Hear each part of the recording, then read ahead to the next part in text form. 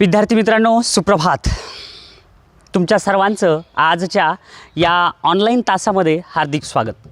आज आपण पाहणार आहोत मराठीचा भाग. पाहण्यापूर्वी तुम्हाला काही प्रश्न विचारतो, त्याची प्रश्नाची उत्तरं द्या. मला सांगा, आपल्या महाराष्ट्राला कशाची भूमी म्हणतात? बरोबर आहे, संतांची भूमी म्हणतात. मग काही संतांची नावं तुम्हाला सांगता येतील का?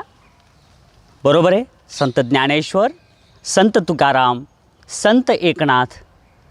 बरोबर आहे. आणि असे कोणते संत आहेत का की ज्यांनी भारताला स्वातंत्र्य मिळवण्यासाठी त्यांनी प्रयत्न केले आणि त्या प्रयत्नामध्ये त्यांनी आंदोलनं केली? मग अशा संताचं नाव कोणतं सांगता येईल? एकदम बरोबर आहे, तुकडोजी महाराज. तर आज आपण पाहूया राष्ट्रसंत तुकडोजी महाराज हा पाठ पाहूया. पाठ 14वा आहे. सगळ्यांनी मराठीचं पुस्तक उघडायचं आणि मराठीचं पुस्तक उघडून त्यामध्ये आपण आज जे शिकणार आहोत तो भाग पाहायचा. चला, उघडा पुस्तक आणि लक्षपूर्वक पुस्तकामध्ये ज्या ओळी आहेत त्या ओळींकडे लक्षपूर्वक पहा. बोट ठेवा, त्यामध्ये पहा. सुमारे 90 वर्षापूर्वीची ही गोष्ट आहे.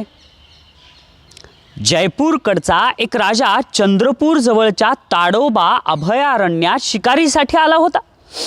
तेथील एका गुहेच्या तोंडाशी एक मुलगा ध्यान लावून बसला होता.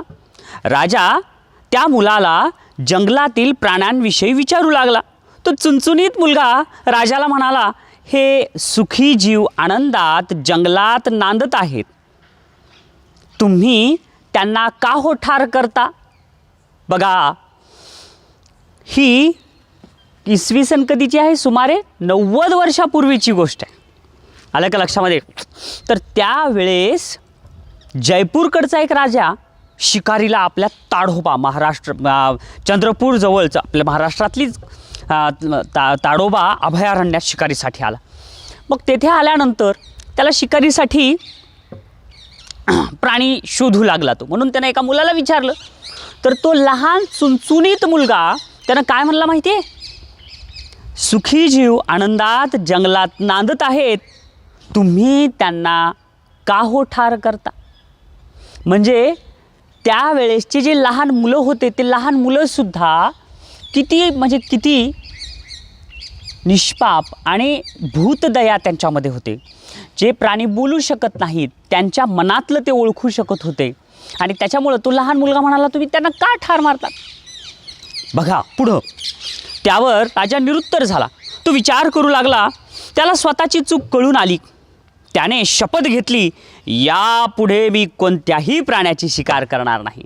आणि बघा, जे मोठ्या मोठ्या लोकांच्या हाती होत नसते ते एका लहान मुलानं करून दाखवलं. त्याच्या शब्दामध्ये इतका प्रभाव होता की त्यानं त्या राजाचं मन बदलवलं. बघा मुलांनो, आता हा जे प्रश्न आहे ना, तुमचा पान नंबर 42 आहे. त्याच्यावर प्रश्न पहिला आहे. एका वाक्यात उत्तरे लिहा. त्याच्यात पहिला प्रश्न आहे, शिकारीला गेलेल्या राजाने कोणती शपथ घेतली? त्याचं उत्तर इथं आहे, यापुढे मी कोणत्याही प्राण्याची शिकार करणार नाही अशी शपथ घेतली त्यानं. समजलं? म्हणजे आपण शिकत शिकत प्रश्नांची उत्तरेही शोधायलो. पुढं, आपण शिकार करतो याचा अभिमान बाळगणाऱ्या राजाला ज्या उमद्या मुलाने अहिंसेची शपथ घ्यायला लावली त्या मुलाचे नाव होते माणिक. पुढे तो राष्ट्रसंत तुकडोजी महाराज या नावाने प्रसिद्धीस आला. माणिकच्या वडिलांचे नाव बंडोजी इंगळे ठाकूर व त्याच्या आईचे नाव मंजुळा. तो लहान असताना त्याच्या आईने त्याला आपल्या आजोळी वरखेडला नेले. तिने त्याला आडकोजी महाराजांच्या सानिध्यात ठेवले. महाराजांनी त्याला तुकड्या हे नवे नाव दिले. तुकडोजीने त्यांना गुरु मानले. लक्षात आलं का? तुकडोजी महाराज यांचं मूळ नाव माणिक आहे आणि त्यांचे जे गुरु होते त्यांच्या गुरुचं नाव आडकोजी महाराज हे असं होतं. पहा पुढं. तुकडोजी 14 वर्षाचे असतानाच त्यांनी घर सोडले व ते रामटेकच्या जंगलात भटकू लागले. तेथे कंदमुळांवर गुजराण करत त्यांनी हठयोगाचा अभ्यास केला. त्यानंतर चंद्रपूर जिल्ह्यातील आदिवासींचे पाडे व भटक्यांची पाले धुंडाळत ते फिरले व तेथील गरीब माणसांमध्ये रमले. खेळ शर्यतीमध्ये पोहणे, धावणे, घोड्यांवर बैलगाड्यांवर नियंत्रण साधणे, गाणे रचणे, वाद्य वाजवणे, मोठ्या ढोलांच्या तालावर नाचणे अशी विविध कौशल्ये त्यांनी आत्मसात केली. हिंदी, उर्दू व मराठीतील स्वतःचीच कवने ते खंजिरीच्या तालावर बेभान होऊन गात असत. बघा आता ह्याच्यामध्ये इथंच प्रश्न आहे आणखीन एक. बघा पान नंबर 42वरचा प्रश्न पहिल्यामधला आ. तुकडोजी महाराज कोणकोणत्या भाषातील कवने बेभान होऊन गात असत? तर मग हिंदी, उर्दू व मराठीतील स्वतःचीच कवने ते खंजिरीच्या तालावर बेभान होऊन गात असत. समजलं मुलांनो? मग हा पाठ संपल्यानंतर सगळे प्रश्नाची उत्तरं पण लिहून काढायची. पुढं ऐकणारे तल्लीन होऊन तासन तास डोलत असत. त्यांच्या या आगळ्या गुणसंपदेमुळे लोक त्यांना देवबाबा म्हणू लागले. आणखीन एक प्रश्न आहे बघा. प्रश्न दुसरा आ. चंद्रपूर जिल्ह्यातील लोक तुकडोजी महाराजांना देवबाबा का म्हणत असत? कारण काय आहे की हिंदी, उर्दू, मराठीतील स्वतःचीच कवने ते खंजिरीच्या तालावर बेभान होऊन गात असत. ऐकणारे तल्लीन होऊन तासन तास डोलत असत. त्यांच्या या आगळ्या गुणसंपदेमुळेच लोक त्यांना देवबाबा म्हणू लागले. समजलं? हे असं प्रश्नाचं उत्तर लिहायचं. पुढं आपला देश पारतंत्र्यात होता. त्यावेळच्या भारतीय स्वातंत्र्य चळवळीत 1930 सालचा जंगल सत्याग्रह प्रसिद्ध आहे. त्यावेळी या देवबाबांनी देवबाबा म्हणजेच कोण? तुकडोजी महाराज. तुकडोजी महाराज म्हणजेच कोण? मूळ नाव माणिक. देवबाबांनी काय केलं बघा. सत्याग्रही तरुणांच्या शिबिरामध्ये जाऊन खंजिरी भजनांद्वारे त्यांच्या मनामध्ये स्वराज्य मिळवण्याची प्रेरणा जगवली. झाडी मंडळातील तेजस्वी तरुण संघटना व विदर्भातील आरती मंडळे या सेवाभावी संघटनांद्वारे स्वदेशी व ग्रामोद्योग यांचा प्रचार केला. गांधीजींनी छोडो भारतची घोषणा केली. गांधीजींच्या या चळवळीत तुकडोजी अनुयायासह सहभागी झाले. त्यांना तुरुंगवासही भोगावा लागला. सन 1947च्या स्वराज्य प्राप्तीनंतर भारतीय प्रजासत्ताकात विविध संस्थाने विलीन करण्याचे कार्य सर्वात महत्त्वाचे होते. स्वतंत्र भारत उभारण्याच्या या कार्यात तुकडोजींच्या श्री गुरुदेव सेवा मंडळाने हैदराबाद स्टेट व कोल्हापूर संस्थान विलीन करण्यात सहभाग घेतला. आता ह्याच्यावरच आहे बरं का प्रश्न तिसरा अ. काय आहे? श्री गुरुदेव सेवा मंडळाने कोणते उपक्रम राबवले? तर श्री गुरुदेव सेवा मंडळाने हैदराबाद स्टेट व कोल्हापूर संस्थान विलीन करण्यात सहभाग घेतला. श्री गुरुदेव सेवा मंडळ वेगवेगळ्या गावी सप्ताह, चातुर्मास कार्यक्रम आयोजित करत असे. त्याद्वारे त्यांनी स्वच्छता, व्यसनमुक्ती, आरोग्य संरक्षण, ग्रामोद्योग संवर्धन, संत संमेलन असे उपक्रम राबवले. लक्षात आलं का? हे उपक्रम राबवले. अशा प्रश्नाचं उत्तर लिहायचं. महाराजांनी सामुदायिक सहभोजनात सर्वांना सहभाग करून धर्म, जात, पंथ यातील विषमता कमी करण्याचा प्रयत्न केला.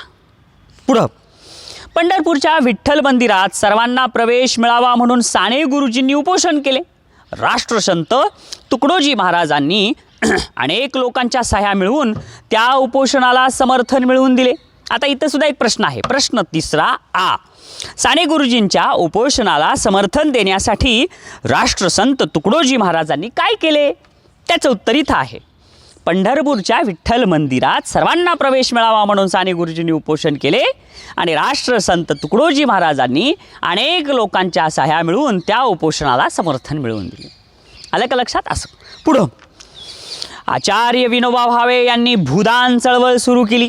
महाराजांनी त्या चळवळीत भाग घेतला आणि भूदानासाठी जमीन मिळवून दिली. त्यांचे हे महान कार्य पाहून भारताचे पहिले राष्ट्रपती डॉक्टर राजेंद्र प्रसाद यांनी संत तुकडोजी महाराजांना राष्ट्रपती भवनात आमंत्रित केले आणि राष्ट्रसंत या पदवीने त्यांचा गौरव केला. समजलं का? आता इथं सुद्धा आहे प्रश्न दुसरा ई. बघा, राष्ट्रपती डॉक्टर राजेंद्र प्रसाद यांनी तुकडोजी महाराजांचा राष्ट्रसंत पदवीने गौरव केला.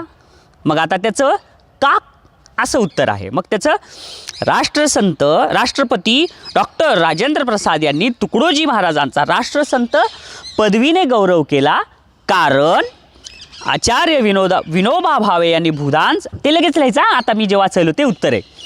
आचार्य विनोबा भावे यांनी भूदान चळवळ सुरू केली. महाराजांनी त्या चळवळीत भाग घेतला आणि भूदानासाठी जमीन मिळवून दिली.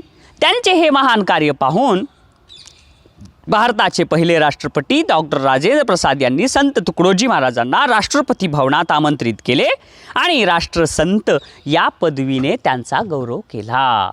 समजलं मुलांना? छान. पुढं पहा. पुढे जपानमध्ये विश्व शांती परिषद व जागतिक धर्म परिषद आयोजित करण्यात आली होती. त्यांच्या उद्घाटनाकरिता राष्ट्रसंत तुकडोजी महाराजांना आमंत्रित करण्यात आले. या परिषदांमध्ये भगवान बुद्धांच्या पंचशील तत्वाची माहिती देऊन राष्ट्रसंतांनी परिषदेच्या अधिवेशनाचे उद्घाटन केले. तेथे 18 देशांची जागतिक धर्म संघटना गठीत करण्यात आली. तिचे सल्लागार म्हणून त्यांनी उत्कृष्ट कार्य केले. बघा, प्रश्न तिसरा ई ह्याच्यावर आहे.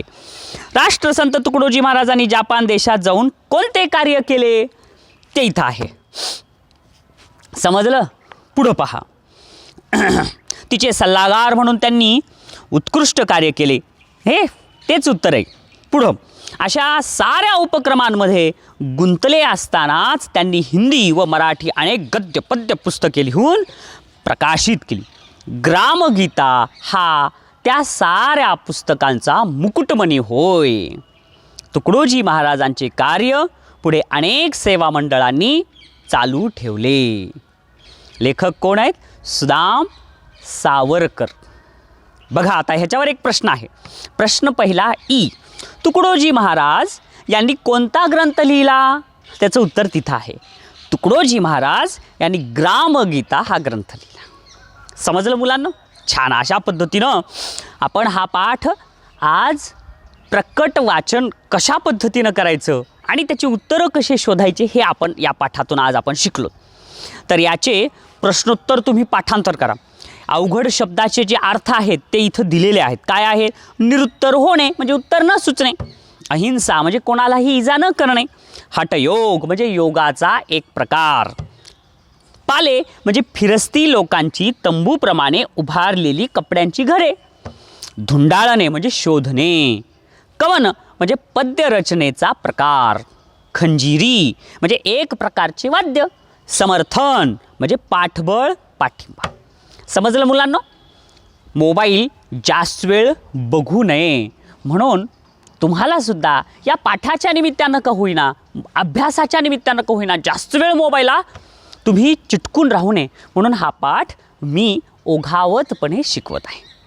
यामधला आशय चांगला समजून घ्या, स्वयं अध्ययन करा, अभ्यास छान करा.